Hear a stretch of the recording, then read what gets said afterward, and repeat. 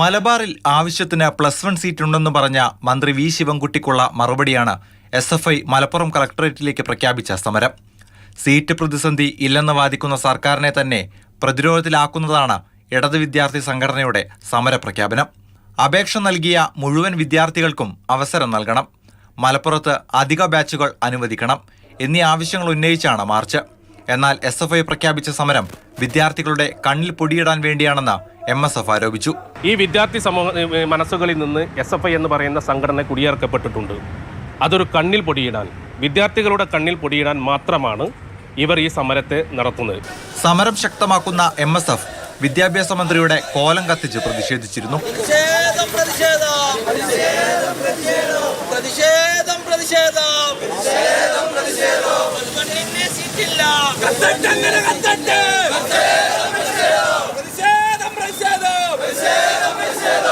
Seat വിഷയത്തിലെ സമരം മുസ്ലിം league ഏറ്റെടുക്കുമെന്നും league ഏറ്റെടുത്താൽ നിലവിലെ പോലീസ് മതിയാകില്ലെന്നും PMA സലാം.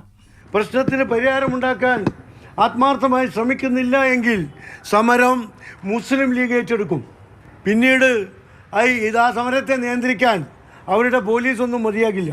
SFI കൂടി സമരം ആരംഭിച്ചതോടെ സർക്കാർ കൂടുതൽ പ്രതിരോധത്തിലാവുകയാണ്. 3 അലോട്ട്മെന്റുകളും സപ്ലിമെന്ററിയും പൂർത്തിയായപ്പോഴും 31,482 വിദ്യാർത്ഥികൾ പുറത്താണ്. മാതൃഭൂമി ന്യൂസ്, മലപ്പുറം.